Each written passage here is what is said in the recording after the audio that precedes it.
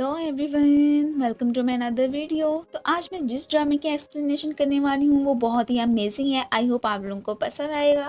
तो ये कहानी है मिस्टर शेन की, जो कि एक बहुत बड़ी कंपनी का सीईओ है। वेल, सब कुछ होते हुए उसे किसी भी चीज़ की कोई कमी तो नहीं है, बट हाँ, एक इलनेस ज़रूर है कि जो भी उसे 5 सेकेंड्स तक टच कर ही रखता है, उसकी अपीयरेंस फिर बिल्कुल इसी पर्सन के जैसी ही हो जाती है। अब उसकी डिजीज़ का क्योर तो बस फिर हमारी हीरोइन की किसी है, जिसकी इसके साथ तो बिल्कुल भी नहीं बनती। जब भी मिलते हैं हर वक्त लड़ाई ही करते रहते हैं। अब आखिर फिर इनकी लव स्टोरी कैसे स्टार्ट होगी, वो जानने के लिए आपको पूरा ड्रामा तो देखना ही पड़ेगा। तो फिर स्टार्टिंग में ही हम ड्रामे की फीमेल लीड शिया को देखते हैं, जो कि इस वक्त रेडी होकर होटल अपने बॉयफ्रेंड को मॉम से मिलाने के लिए ही लेके जा रही थी, ताकि बहुत जल्दी फिर उनकी इंगेजमेंट फिक्स हो सके। पर आगे से तो उसे अपनी बेस्टी के साथ देख के ये तो शौक ही रह जाती है कि ये मुझे चीट कर रहे थे और मैं बेखबर। अब इसके हाथों उन साहब की काफ़ी शामत आ गई होती है, और फिर इसी दौरान ही इससे बचने के लिए वहाँ पे आए हमारे हीरो शैन को वो पकड़ लेता है। अब उसने 5 सेकंड से भी ज़्यादा उसका हैंड टच किया था। ये देख के उसका मैनेजर यैन तो शॉक के बस अब तो गया। फिर शिया के वहाँ से भागते ही पीछे से ये साहब उसके बॉयफ्रेंड के अपीयरेंस में ट्रांसफॉर्म हो चुके थे, वो जो अभी तक अपने बॉयफ्रेंड को ही ढूंढ रही थी। अब फिर शैन को ही जियांग समझ के उसके पीछे दौड़ लगा देती है। वो उसे कहता भी है कि तुम जो समझ रही हो मैं वो नहीं हूँ, पर वो कहाँ बिलीव करने वाली थी। इसी चक्कर में जैसे ही दोनों नीचे गिरते हैं, इनकी कोइंसिडेंटली फिर किस हो जाती है। अब वो जो 3 दिन के बाद ही अपनी असल शक्ल में आने वाला था, अचानक खुद को पहले जैसा पाके एकदम सरप्राइज। ऊपर से मॉम और जियांग इन्हें ऐसे देख के हैरान, बोल्टा मॉम से यही कहने लगता है कि देखा आपने, ये मुझे चीट कर रही है। वो बेचारी अब जियांग की जगह शैन को देख के बस परेशान ही हो रही थी। वेल, मॉम को फिर सब बताने लगती है कि मैंने इसे नहीं, बल्कि इसने मुझे धोखा दिया है। साथ में शैन की तरफ देख के एक्सप्लेन भी करने लगी थी कि मैं इसे नहीं जानती, पता नहीं ये कहाँ से आ गया, मैंने तो इसे जियांग ही समझा था। बट किस होते ही ये तो कोई और निकल आया। तभी वो इसके मुंह पे हाथ रख देता है और साथ में इसकी मॉम को क्लियरली भी कहने लगा था कि मैं इसकी रिस्पॉन्सिबिलिटी लेने के लिए तैयार हूँ। और फिर ये अपने बारे में शिया को उनके जाते ही बताने लगा था कि आज से 5 साल पहले मैं एक मीटिंग में गया था, वहाँ पे एक पर्सन ने ड्रिंक में पता नहीं क्या मिला दिया कि जिसके पीते ही मेरी कंडीशन तो फिर ख़राब ही हो गई थी। और बस तब मुझे जिस बच्चे ने टच किया था मैं उसी जैसा ही हो गया। नॉर्मली तो मैं फिर 3 दिन के बाद ही अपनी असली शक्ल में आता हूँ, पर आज पहली दफ़ा तुम्हारी किस करने से मुझ में अचानक ये तब्दीली आई कि मैं फ़ौरन से ही ट्रांसफॉर्म हो गया। तुम मुझसे शादी के लिए रेडी हो जाओ, तुम्हारा काम तो बस मुझे किस करके ही नॉर्मल लाने का ही होगा। वो उससे फिर ये एग्रीमेंट करने को बिल्कुल भी तैयार नहीं होती कि मैं तुम्हारा टूल बन के क्यों रहूं। अभी तक उसे इसकी इलनेस पे विश्वास भी नहीं आया था। सो ये लाइव ही जैसे ही उसे यैन के टच करते ही खुद को चेंज होता दिखाता है, तो वो तो फिर शॉक ही रह जाती है। और फिर इसके किस करते ही वो बिल्कुल फिर नॉर्मल ही हो गया था। ये तो खैर अभी उसे खुद से दूर हटा के कोसने लगती है कि मैं कितनी अनलकी हूँ कि जिसे जानती तक नहीं उसके साथ मेरी आज की दूसरी किस है। अब शादी के लिए वो बिल्कुल भी नहीं मानने वाली थी। ये फिर उसे बकायदा जब रिंग देता है तो वो इसे फेंक देती है कि मुझे ये नहीं चाहिए, और ना ही मैं आइंदा तुम्हारी शक्ल देखना चाहती हूँ। ये एंड तो फिर इसे पहले शेयर से डेट करने के लिए कहता है कि नॉर्मली लोग फिर ऐसे ही बाद में शादियाँ करते हैं, सो आप भी ऐसे ही करें।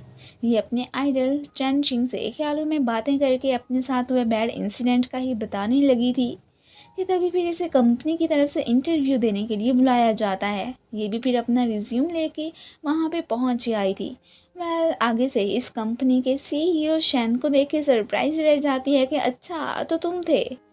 वो तो फिर साफ साफ पहले जल्दी से प्रपोज करने पे इसे अपोलोजाइज करता है, और फिर खुद से डेट करने का ही कह देता है कि मुझे चलो तुम्हारी फीलिंग्स का तो कुछ ख्याल रखना चाहिए कि पहले डेट करते हैं, उसके बाद हम शादी कर लेंगे। ये तो आगे से मना कर देती है कि मेरा और तुम्हारा मेल कभी हो ही नहीं सकता, हम दोनों एक दूसरे के लिए बने ही नहीं हैं। ये कहती वो तो फिर वहाँ से जाने लगती है। यहीं पे हम उसके आइडल चैन चिंग को भी देखते हैं, जिसके साथ उसकी भी लिफ्ट में जाते हुए टक्कर ही हो चुकी थी। ये उसे अपने सामने देख के बहुत खुश होती है, वापस उसके पास आके उसे बताने भी लगती है कि मैं आपकी बहुत बड़ी फ़ैन हूँ।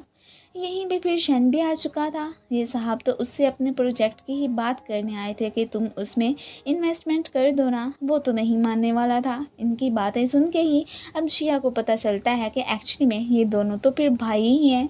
वो तो इसी के सामने ही शिया को खुद से डेट करने के लिए कहने लगा था। वो मना करके जाने लगती है कि चैन उसे रोक लेता है कि क्या तुम मेरे साथ डिनर पे चलोगी। इसकी तरफ से शैन इनकार करता है, पर ये तो उसे इग्नोर करती फिर चैन चिंग के साथ वहाँ से चली ही गई थी। असल में ये शिया के साथ नाइस अपने मतलब के लिए ही बन रहा था। वो उसे एक कीचेन दिखा के पूछने लगती है कि क्या आपको याद है कि ये आपने मुझे 5 साल पहले दी थी। उसे तो कुछ याद ही नहीं था, लेकिन फिर टू दी पॉइंट बात करते हुए वो उसे शैन की गर्लफ्रेंड अपनी खातिर बनने के लिए कहता है कि वो सबसे बहुत सारे सीक्रेट्स छुपाता है कि क्या तुम उनका पता करके दोगी, स्पेशली ये कि वो कभी कभी 3 दिनों के लिए गायब भी हो जाता है, ऐसा क्यों। हालांकि उसकी प्राइवेसी का ख्याल रखते हुए ये ऐसा करना तो नहीं चाहती थी, पर जब इसे चैन चिंग का ख्याल आता है कि एक दफ़ा इसे रोते देख के उसने फिर इसे कितना कंफर्ट किया था, तो इसी बात के लिए वो उसकी फेवर करने को तैयार हो जाती है। दोनों में अभी प्रॉमिस हो ही रहा था कि ऊपर से शैन आ जाता है। वो उसका हाथ पकड़ के साइड पे ही लेके जाने के साथ साथ यही पूछने लगा था कि मैं आखिर क्या करूं कि तुम मेरे साथ डेट करने के लिए मान जाओ। तो वो कहती है कि ठीक है, अब मैं तैयार हूँ, लेकिन मैं तुम्हारी गर्लफ्रेंड बनने से ज़्यादा असिस्टेंट बनने को ही प्रेफर करती हूँ। वो भी फिर मान ही गया था कि ठीक है। अगले दिन इसका ऑफिस में फर्स्ट डे था। डायरेक्टर फंग तो फिर इसे इंटर्न समझ के अपने लिए कॉफ़ी लाने का ही ऑर्डर दे देते हैं। जब वो उसे पसंद नहीं आती तो साथ में वो इसे फायर ही करने वाला था कि ऊपर से शन की एंट्री होती है कि ये मेरी न्यू असिस्टेंट है, इसे कुछ भी मत कहना। हाँ, अगर इसके हवाले से बात करनी हो तो मेरे पास ही आ जाना। वो तो फिर अब अपना बदला लेने के लिए शिया के खिलाफ मिसेस जू को भड़काने ही लग गया था कि वो बड़ी ही शैन की चहेती है। वो हैरान तो इस बात से थी कि चैन चिंग भी शिया की ही फेवर करने लगा था कि वो अच्छी लड़की है। उसके तो आते ही ये अपना फ़ोन वहीं पे भूल के वहाँ से चला जाता है। ये अब शिया से बस यही पूछने लगी थी कि तुमने आखिर ऐसा क्या किया था कि शैन तुमसे इम्प्रेस हो के उसने तुम्हें जॉब पे ही रख लिया। वो तो जवाब नहीं दे पाती कि ये बहुत ही टफ क्वेश्चन है। फंग फिर से उसे पॉइंट आउट करने लग जाता है। खैर उसे तो इस सब की कोई परवाह ही नहीं थी। तब यानी से कॉल करके शैन के ऑफिस जाने के लिए कहता है कि उसे तुम्हारी ज़रूरत है। मैडम जू तो शैन से बहुत हेट करती हैं कि बस एक दफ़ा मुझे उसके किसी भी सीक्रेट का पता चल जाए, फिर मैंने ही सीईओ वाली सीट संभाल लेनी है। ये अब फिर चैंगशिंग को मैसेज करके शैन के ऑफिस आने को कहती है कि तुम्हें उसका सीक्रेट दिखाना है ना, तो अब आ जाओ। अब चूंकि उसका फ़ोन मिसेज जू के पास ही पड़ा था तो ये वॉइस नोट सुन लेती हैं। इसे तो अब पता चल गया था कि अब शैन तो फिर चैंगशिंग में ही कन्वर्ट हो चुका है। किसी के आने की आवाज़ सुन के इससे पहले कि वो इसे किस करती, ये आगे से अपना हाथ रख लेता है। यहाँ पे मिसेस जू ही आई थी। ये तो उनसे बहुत ही रूडली बात करके उन्हें फिर वहाँ से जाने के लिए कह देता है। वो भी गुस्सा होती चली ही गई थी।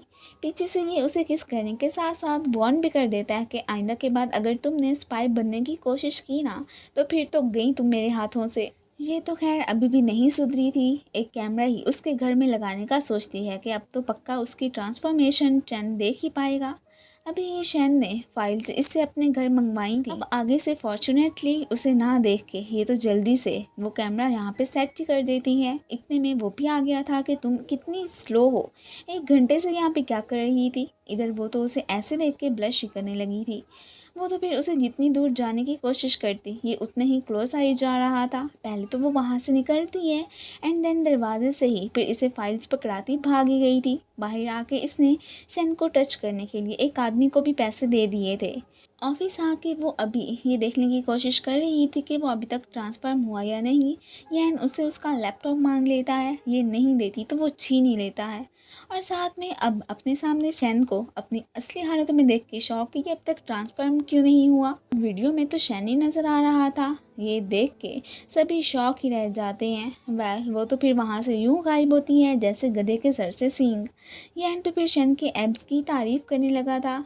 अब फिर उसकी शक्ल देखने वाली गाड़ी में आके इसे अब सच सच बताने को कहता है कि तुमने मेरे घर में कैमरा क्यों लगाया। ज़रूर चैन सिंह के कहने में ही तुमने ऐसा किया होना। तो वो कहती है बिल्कुल भी नहीं, उस दिन मैं तुम्हारे सही से एब्स नहीं देख पाई थी तो उन्हें प्रॉपरली देखने के लिए ही मैंने ऐसा किया और कुछ नहीं। अब यहाँ पे उसे भी शरारत सोचती है कि अच्छा तो ऐसी बात है। वो अब फिर इसे पकड़ के सीधा घर ही लेके आ गया था कि अब देख लो अच्छे से।